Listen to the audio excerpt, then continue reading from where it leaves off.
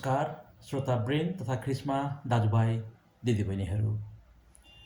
प्रत्येक हप्ताको पहिलो दिन अर्थात् आइतबारको दिन जुन प्रभुको दिन पनि हो, यस दिनको सन्ध्याकालीन समयमा तपाईँहरूको बिचमा हामीले निरन्तर रूपमा ख्रिस्टका मण्डलीहरूको तर्फबाट परमेश्वरको राज्यको सन्देश कार्यक्रम लिएर आउने गरिरहेका छौँ र यस क्रमलाई निरन्तरता दिने क्रममा आजको यस सुन्दर साँझमा पनि हामी फेरि तपाईँहरूको बिचमा उपस्थित भइसकेका छौँ र प्रत्येक हाम्रो भेटघाटहरूमा हामी तपाईँ र मेरो जीवन यस जगतमा रहन्जेलसम्मको निम्ति कसरी परमेश्वरको इच्छा खोजी गरेर परमेश्वरमा स्वीकार्य जीवन जिउनुपर्छ भन्ने विषयलाई हामीले चर्चा गर्ने गरिरहेका छौँ र त्यही क्रममा आज हामी अर्को एउटा विषय लिएर आएका छौँ कि हामी अब ग्रेगोरियन पात्रो अनुसार 2021मा प्रवेश गरिसकेका छौँ र यसको पनि हामी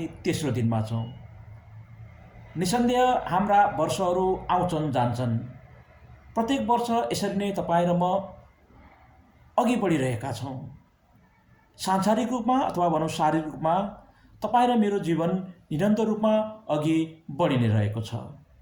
तर मुख्य कुरा आउँछ अब यदि हामी सांसारिक रूपमा परमेश्वरले तपाईँ र मलाई संसारमा जन्म दिँदै गर्दा जुन रूपमा शारीरिक रूपमा तपाईँ र म प्रभु यीशु ख्रीष्ट जस्तै जो प्रभु हुनुहुन्थ्यो, जो मुक्तिदाता हुनुहुन्थ्यो, उहाँ आफै पनि संसारमा मानवीय चोलामा आउँदै गर्दा उहाँ आफ्नो कदमा पनि र सँगसँगै परमेश्वरको अनुग्रहमा पनि बढ्दै हुनुहुन्थ्यो। त्यसकारणले आज तपाईँ र मेरो बिचमा हामीले राख्न खोजेको मुख्य प्रश्न पनि यही हो कि तपाईँ र म जसरी प्रत्येक वर्षको वृद्धि सँगसँगै प्रत्येक नयाँ वर्षको आगमन सँगसँगै तपाईँ र मैले शारीरिक रूपमा अर्को एउटा उमेर थपिरहेका छौँ। साना भएका बालकहरू युवा अवस्थामा प्रवेश गर्दै गरेका हुन्छन् भने युवा अवस्थाका मानिसहरू बिस्तारै प्रौढ अवस्थामा परिवर्तन भइरहेका हुन्छन्। त्यस अर्थमा देखिने रूपमा तपाईँ र म निसन्देह केही न केही परिवर्तन गरि नै रहेका हुन्छौँ। चाहे त्यो रूपमा होस्, चाहे त्यो रङमा होस्, चाहे त्यो उमेरमा होस्, यी विभिन्न कुराहरूमा देखिने गरी तपाईँ र मेरो परिवर्तन भइरहेको हुन्छ। तर मुख्य कुरा तपाईँ र म प्रत्येक नयाँ वर्ष मनाउँदै गर्दा तपाईँ र ममा केही आत्मिक परिवर्तन जुन तात्विक ढङ्गले भएको छ कि छैन, मुख्य कुरा यो कुरा आज तपाईँ र मैले विमर्श गर्नु परेको छ। तपाईँ र मैले आफैले यसको विषयमा अनुसन्धान गर्नुपर्दछ कि म कति परमेश्वरको इच्छा अनुसारको जीवनमा परिवर्तन भइरहेको छु कि छैन त। यात्रा म निरन्तर गरिरहेको छु, परमेश्वर सँगसँगै यात्रा गरिरहेको छु। यो यात्रा जुन शारीरिक रूपमा प्रत्येक वर्षको नयाँ वर्ष सँगसँगै हामीले बिताइरहेका हुन्छौँ भने आत्मिक रूपमा पनि परमेश्वरको घरतर्फको यात्रामा हामी निरन्तर रूपमा अघि बढिरहेका हुन्छौँ भने मुख्य प्रश्न छ, शारीरिक रूपमा तपाईँ र मैले एउटा जीवनको अर्को खुड्किलो पार गर्दै गर्दा, शारीरिक रूपमा हामी अर्को वर्षलाई स्वागत गर्दै गर्दा आत्मिक रूपमा परमेश्वरको घरको यात्रामा हामी कति धेरै तयारीका साथ, कति धेरै खुसीका साथ हामी मनाइरहेका छौँ। हामीलाई लाग्दछ प्रत्येक वर्ष जब नयाँ वर्ष आउँदछ, चाहे नेपाली पात्र अनुसार होस्, चाहे विश्वका जुनसुकै पात्र अनुसार हुन्, स्थानीय देशमा त्यहाँका मानिसहरू अत्यन्तै रमाटका साथ पूर्व सन्ध्यामा नयाँ वर्षलाई उत्साह हौसलाका साथ स्वागत गर्नको निम्ति मध्यरातसम्म पनि पटकाबाजी गरिरहेको हामी पाउँदछौँ।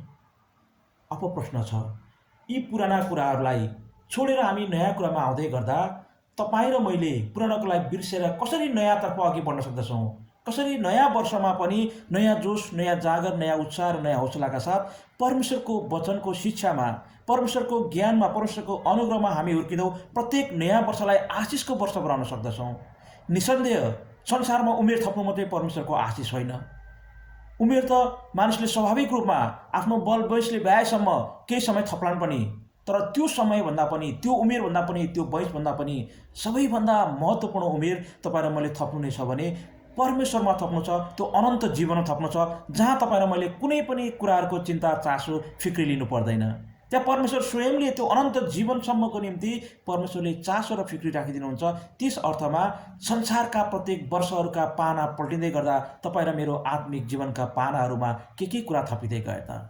निसन्देह हामीलाई थाहा छ, जब इजरायलीहरू दूध र मह बग्ने देशको यात्रामा थिए, त्योभन्दा अघिको समयमा उनीहरूको जीवन कष्टपूर्ण जीवन बितिरहेको थियो। स्वाभाविक रूपमा अत्यन्तै दुःखद अवस्थामा मिश्र देशमा आफ्नो जीवनयापन गरिरहेका आफ्ना जनहरूलाई जब परमेश्वरले दूध र मह बग्ने देश लान्छु भनेर त्यो यात्रा तय गराइदिनु भयो, उनीहरूले पनि यसरी नै वर्ष वर्ष काटिरहेका थिए। प्रत्येक नयाँ वर्षका पानाहरू पल्टाउँदै जाँदा अर्को वर्षमा प्रवेश गरिरहेका थिए। उनीहरूलाई त्यो सांसारिक यात्रालाई पुरा गर्नको निम्ति निकै लामो समय लाग्यो, 40 वर्षसम्म लाग्यो।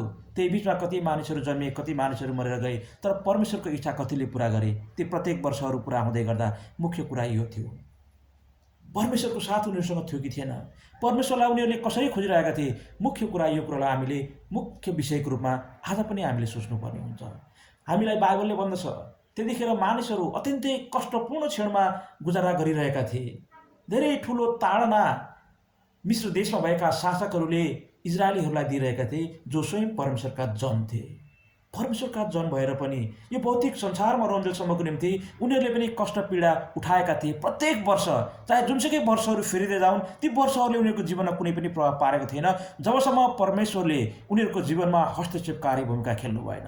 जबसम्म ती मानिसहरूले परमेश्वरलाई पुकारा गरेनन् र उद्धार र मुक्तिको निम्ति पुकारा गरेनन्, तबसम्म ती मानिसहरू चिन्ता, पीर, फिक्री, कष्टमा नै जीवन बिताइरहेका थिए, लामो समयसम्मको निम्ति, वर्षौँ वर्षसम्मको निम्ति। त्यस अर्थमा जब उनीहरूले परमेश्वरलाई पुकारा गरे, उनीहरूका वर्ष बित्दै गर्दा, अर्को वर्षमा यात्रा गर्दै गर्दा उनीहरूले निरन्तर रूपमा परमेश्वरलाई पुकारा गरे र उनीहरूले गरेका जति गलत क्रियाकलापहरू थिए ती सबै कुराहरूमा पश्चाताप गरिसके पछाडि बाइबलले भन्दछ परमेश्वरले त्यो देशको सम्राट भनौँ अथवा त्यो देशको राजा भनौँ, जसलाई फारो भनेर चिनिन्थ्यो, उनलाई पनि परमेश्वरले उनको हृदयमा वास गरेर उनको हृदय जतिसुकै कठोर भए तापनि जब परमेश्वरको जन मार्फत त्यो कुरा आइसके पछाडि तिनले इजरायलीहरूलाई मिश्र देशबाट आफ्नो देश अथवा जुन देश परमेश्वरले दिन्छु भनेर प्रतिज्ञा गर्नुभएको थियो त्यो दूध र मह बग्ने देश जानको निम्ति उनले छुटकारा दिए। तत्पश्चातको यात्रा पनि सहज भने थिएन, त्यो भौतिक यात्रा सहज थिएन। मिश्र देशबाट दूध र मह बग्ने देशसम्म आउनको निम्ति धेरै कठिनाइहरू पार गर्नु परेको थियो। ती इजरायलीहरूले बीच बाटोमा अत्यन्तै भव्य, सबैभन्दा ठुलो विशाल नदी एउटा तगारो बनेर खडा भएको थियो। त्यो नदी तर्नु सामान्य विषय थिएन। अहिलेको जस्तो न त पुल नै थियो, न त कुनै जहाजहरू उपलब्धता थियो। त्यतिखेर खाली यात्रा गर्नु भन्नु नै यात्राको साधन, यातायातको साधनको रूपमा खाली तिनीहरूसँग रथ थियो, घोडाले तान्ने। त्यो घोडा, त्यो रथले कसरी त्यत्रो ठुलो नदीलाई पार गर्न सक्छ त? त्यो असम्भव प्राय नै थियो।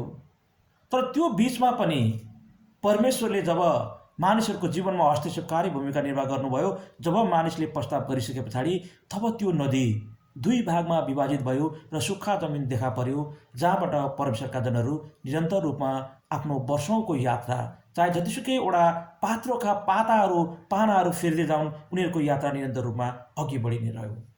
यतिसम्म बाइबलले भन्दछ कि दिनमा हामीलाई प्रस्थानको पुस्तक हामी हेर्न सक्छौँ। अहिले प्रस्थानको पुस्तक 13 अध्यायको 21 पदमा बाइबलले यसरी भनेको छ, अनि तिनीहरू रातदिन हिँड्न सकुन् भनेर तिनीहरूलाई बाटो देखाउनको निम्ति राति आगोको खामो बनी र दिनमा बादलको खामो बनी परमेश्वरले निरन्तर रूपमा उनीहरूका प्रत्येक वर्षहरू फेरिँदै गर्दा पनि निरन्तर रूपमा बाटो देखाइ नै रहनुभयो। त्यस कारणले गर्दा तपाईँ र मेरो यो नयाँ वर्ष प्रवेश गरे सँगसँगैको यात्राहरूमा जुन हामी सांसारिक सँगसँगै आत्मिक यात्रामा छौँ भने तपाईँ र मैले परमेश्वरको इच्छा खोजी गरेका छौँ कि छैन त? यो यात्रा तय गर्दै गर्दा, चाहे त्यो अर्को वर्ष थप्दै गर्दा, पुराना कुरालाई बिर्सेर नयाँ कुरामा हामी अघि बढ्दै गर्दा परमेश्वरको इच्छा साँचो अर्थमा खोजी गऱ्यौँ भने बाइबलले भन्छ निरन्तर रूपमा परमेश्वरले तपाईँ र मलाई चाहे दिनमा होस् चाहे रातमा होस्, दिनमा भए बादलको खामो बनिएर र रातमा भए आगोको खामो बनिएर निरन्तर रूपमा अगुवाई, हौसला, उत्साह र तपाईँ र मलाई सुरक्षा प्रदान गर्नुहुन्छ। अझ बाइबलले थप भन्दछ, भजन सङ्ग्रहको पुस्तकमा हामी हेर्न सक्दछौँ 65 अध्यायको 11 पदमा, जहाँ बाइबलले भन्दछ, आफ्ना प्रशस्तताले वर्षलाई तपाईँले मुकुट पहिर्याउनुहुन्छ, तपाईँका गाडाहरू प्रचुरताले भरिएर पोखिन्छन्। त्यस कारणले गर्दा यी वर्षहरू, सांसारिक वर्षहरू आउँछन् जान्छन्, तर यदि तपाईँ र मसँग परमेश्वर हुनुहुन्न भने ती वर्षहरूले तपाईँ र मलाई थप्ने भनेको खालि उमेर मात्र नहो, अलिकति स्वभावमा परिवर्तन होला, अलिकति शारीरिक परिवर्तन होला, अलिकति रूपमा होला, अघि हामीले भने चाहिँ अलिकति रङ्गमा होला। त्योभन्दा बाहेक तात्विक परिवर्तन केही गर्न सक्छ? हो, सक्दैन। त्यसकारणले तपाईँ र मैले परमेश्वरको इच्छा खोजी गऱ्यौँ भने यी तपाईँ र मेरा थपिएका प्रत्येक वर्षहरू, प्रत्येक नयाँ वर्षका उमङ्गहरू साँचो अर्थमा परमेश्वरको आशिष सहितका वर्षहरू हुनेछन्। अनि त्यो वर्षलाई परमेश्वरले मुकुट पहिराइदिनु हुनेछ, जुन शोभाको प्रतीक हो।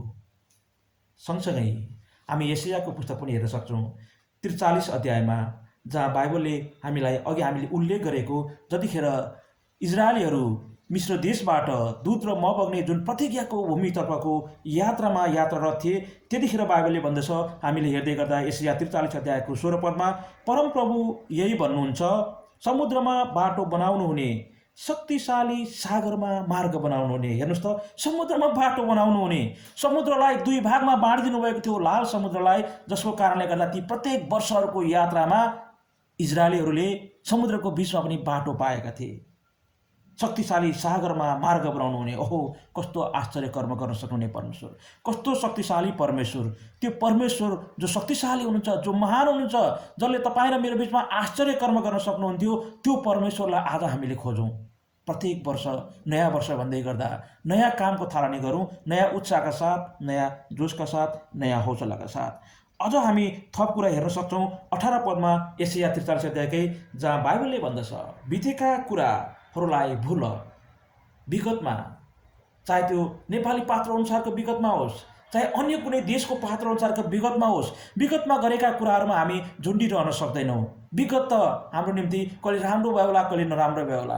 वर्तमान विगतलाई पनि हेरौँ हामीले। वर्ष 2020 विश्वभरि नै एउटा दुःखद वर्षको रूपमा आएको थियो, एउटा कष्टपूर्ण क्षणको रूपमा आएको थियो। विश्वव्यापी रूपमा कोभिड-19 को उच्चतम वृद्धि सँगसँगै आएको विश्वव्यापी महामारीको कारणले गर्दा सारा संसार नै अस्तव्यस्त हुन पुगेको थियो। भलै तपाईँ र मेरो जीवनमा पनि त्यो कारणले गर्दा कति दुःख आयो होला, कति कष्ट आयो होला, कति पीडा आयो होला। हामीले राम्रोसँग खान सकेनौँ, राम्रोसँग हिँड्न सकेनौँ, राम्रोसँग हामीले जीवन जिउन सकेनौँ। एक खालको हामीले हेर्ने हो भने कोहितको अवस्थामा हामी बाँचिरहेका थियौँ, तर त्यसलाई बिर्स्यौँ भन्छ बाइबल। हेर्नुहोस् 18 पदमा, बितेका कुराहरूलाई भुल, उहिलेका कुराहरूलाई विचार नगर। अब 19 भन्नुहुन्छ, हेर म एउटा नयाँ कुरा गर्दैछु, त्यो अब हुन आउँछ, के तिमीहरू त्यो देख्दैनौ? निसन्देह परमेश्वरले अब तपाईँ र मेरो बिचमा नयाँ कुरा गर्न चाहनुहुन्छ। त्यो कुरा तपाईँ र मैले आज देख्नु पर्दछ। परमेश्वरले निरन्तर रूपमा तपाईँ र मेरो जीवनका प्रत्येक उमेरहरू थपिँदै गर्दा, तपाईँ र मेरो उमेरमा प्रत्येक वर्षहरू थपिँदै गर्दा केही नयाँ कुराहरू गर्न चाहनुहुन्छ। तपाईँ र म के अनुमति दिन्छौँ परमेश्वरलाई? उहाँले तपाईँ र मेरो जीवनमा तात्विक परिवर्तन ल्याउन चाहनुहुन्छ। तपाईँ र म जुन यात्रामा छौँ, परमेश्वरको घरतर्फको यात्रामा, त्यो घरतर्फको यात्रालाई उहाँले सुरक्षित पार्न चाहनुहुन्छ। तर त्यसको निम्ति तपाईँ र मैले उहाँको इच्छा खोजी गरौँ, ताकि प्रत्येक वर्ष विगतको भन्दा राम्रो हुन सकोस्। उहाँले भन्नुभएको छ, पुरानो कुरालाई बिर्सेर नयाँ कुरा अब गर्नु परेको छ, र नयाँ ढङ्गले उहाँको आत्मालाई साँची राखेर, उहाँको आत्माभित्र हाम्रो आत्मालाई लीन पार्न सकेर त्यो पुनर्मिलनका साथ परमेश्वरको घरमा जानको निम्ति यो यात्रालाई हामी प्रत्येक वर्ष निरन्तर दिन सकौँ। सांसारिक उमेरहरू, सांसारिक वर्षहरू थपिँदै जान्छन्, तर मुख्य कुरा तपाईँ र मेरो अनन्तको यात्रामा, त्यो आत्मिक जीवनमा भने यी वर्षहरू अनन्तसम्म रहिरहन सक्छन्। अहिलेको जस्तो हामीले थपिरहनै पर्दैन, अनन्तसम्म त्यो कायम रहिरहन्छ। जतिखेर तपाईँ र मैले यो भौतिक शरीर छ, जुन विनाशी शरीर छ, यो विनाशी शरीरलाई त्यागेर जब हामी अविनाशी शरीरमा परमेश्वरको राज्यमा प्रवेश गर्छौँ भने तपाईँ र मलाई यो कुनै वर्षको सीमाले छेक्दैन।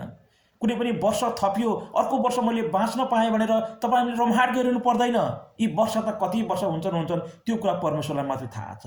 त्यस कारणले गर्दा हामीलाई दोस्रो पत्रुसको 1 अध्यायमा पत्रुसले भन्नुहुन्छ, यदि साँच्चीकै अर्थमा त्यो अनन्तको यात्रामा, जब अनन्त जीवनमा हामी प्रवेश चाहन्छौँ भने तपाईँ र मैले अहिलेदेखि सांसारिक रूपमा तपाईँ र मेरो प्रत्येक वर्षको उमेरहरू थपिँदै गर्दा, प्रत्येक वर्षका नयाँ वर्षहरूका हामी पानाहरू पल्टाउँदै गर्दा पुराना कुराहरूलाई हामी नसम्झिकन नयाँ भएर पत्रुसले भने चाहिँ केही कुराहरू हामीले थपौँ। तपाईँ र मेरो जीवनमा सांसारिक रूपमा उमेर, सांसारिक रूपमा थप्दै गर्दाखेरि, यी वर्षहरू थप्दै गर्दा आत्मिक रूपमा पनि हामीले असल ज्ञानहरू, असल विवेकहरू, परमेश्वरको इच्छा अनुसारका जीवनहरू, र यदि हामीले पाप गरेछौँ भने प्रायश्चितपूर्ण जीवन हामीले जिउने प्रयत्न गरौँ, ताकि निरन्तर रूपमा तपाईँ र मेरो प्रत्येक वर्षहरू थपिँदै गर्दा, प्रत्येक केसहरू फुलेर सेतो हुँदै गर्दा तपाईँ र मेरा मन र तपाईँ र मेरो आत्मा पनि प्रभुमा अघि बढ्दै जान्छ, ताकि तपाईँ र म त्यो स्वर्गीय घरको योग्य हुन सकौँ, स्वर्गीय घरमा भव्य प्रवेश पाउन सकौँ भन्दै आजको निम्ति म यो वचनलाई यही राख्न चाहन्छु। हस्त अभिवादन, नमस्कार। अर्को हप्ता हामी फेरि यसै गरी भेट हुने नै छौँ। तबसम्मको लागि बिदा दिनुहोस्। नमस्कार, अभिवादन। यदि तपाईँलाई हाम्रो कार्यक्रमबारे के जिज्ञासाहरू भएमा तपाईँले हामीलाई विभिन्न माध्यमहरूद्वारा सम्पर्क गर्न सक्नुहुनेछ। तपाईँहरूले मोबाइल मार्फत सम्पर्क गर्न सक्नुहुन्छ, पोस्ट बक्स मार्फत सम्पर्क गर्न सक्नुहुन्छ, इमेल मार्फत गर्न सक्नुहुन्छ। त्यसै गरी फेसबुक पेज र युट्युब मार्फत पनि तपाईँले हामीलाई सम्पर्क गरेर सुझाव सल्लाह दिन सक्नुहुन्छ। सम्पर्कको निम्ति फोन नम्बर यस प्रकार रहेको छ 98 510 95 163। फेरि पनि म भनौँ 98 510 95 163। त्यसै गरी पोस्ट बक्स नम्बर रहेको छ 21 343 काठमाडौँ, नेपाल। र यसै गरी तपाईँहरू फेसबुक मार्फत पनि हामीसँग जोडिन चाहनुहुन्छ भने हाम्रो फेसबुक पेज रहेको छ चर्च अफ क्राइस्ट नेपाल। र यसै गरी युट्युब च्यानलमा पनि यही कार्यक्रमलाई निरन्तर रूपमा फेरि पछि गएर सुन्न चाहनुहुन्छ भने हाम्रो युट्युब च्यानल रहेको छ चर्च अफ क्राइस्ट नेपाल। र प्रत्यक्ष रूपमा भेटघाट गरेर बाइबल अध्ययन गर्न चाहनुहुन्छ भने पुरानो बानेश्वरको नजिकै रहेको भीमसेन गोला चोकमा रहेको हाम्रो मण्डलीमा आफै उपस्थित भएर पनि हामीसँग बाइबल अध्ययन गर्न सक्नुहुनेछ। र यही कुराहरू तपाईँहरूको बीचमा राख्दै हामी बिताउन चाहन्छौँ। फेरि पनि भेट्ने प्रतीक्षामा छौँ। हस्त, नमस्कार, धन्यवाद।